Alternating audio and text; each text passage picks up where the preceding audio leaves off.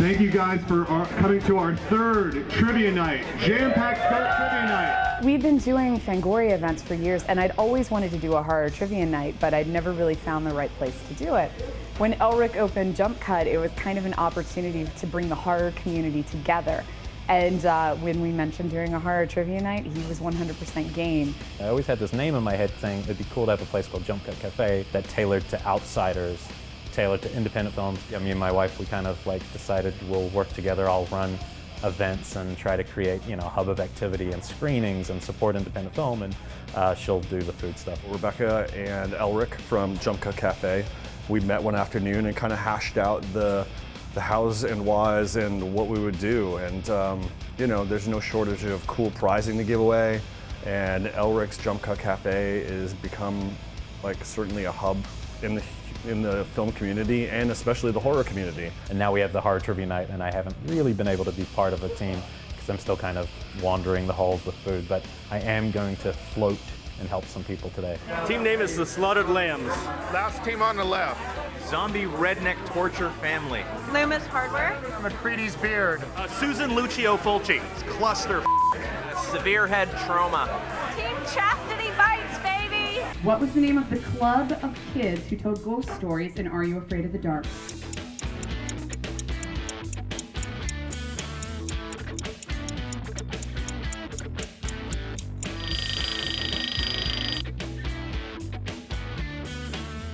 We don't pull any punches with the questions. We really do try to make them as hard as possible because we know that the people who are coming to this event know their stuff. And we don't want to make it just, name the 4 Ghostbusters style questions. We want hard questions that are really going to struggle for people. They're really hard. They're really hard. Like you think you know everything until you walk in here. Yeah. And you realize you don't know anything. Yeah, it has to be hard because there's a lot of guys out there that I know that know everything that I know.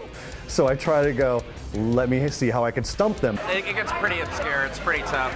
Really tough, actually. They vary from well duh to well duh if you know anything about horror movies to well duh if you're us, and then what? Even if the questions are a little hard and we really push people in their horror knowledge, people will still have a good time doing it, and it's really taken off and become really popular. I spent all my childhood watching horror films, reading horror films, not having interaction with humans, especially girls, and I thought maybe one day it would pay off. So horror trivia is going to be like my thing, and it still whoops my ass. It has not paid off. What 1981 Italian flick was originally released under the title The Seven Doors of Death?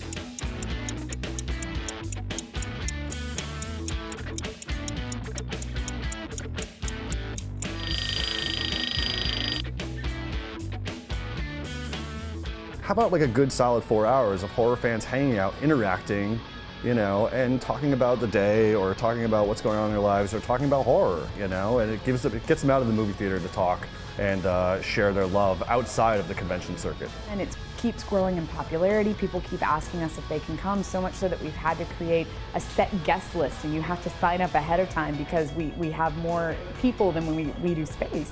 Horror events just instantly kind of took over naturally, mostly because of my friends, and it's been a blast. Like it's a lot of fun. I mean, there aren't many restaurants in the world that have a framed photo of H.G. Lewis on their wall and Russ Meyer. It's become the highlight of my month, where I know that one Thursday it's just going to be an awesome night. It's just a really great way to bring the horror fans together, and we're seeing a lot of just a lot of fun come out of it.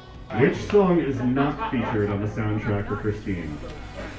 Keep on Knockin', Summertime Blues, We Belong Together, Not Fade Away.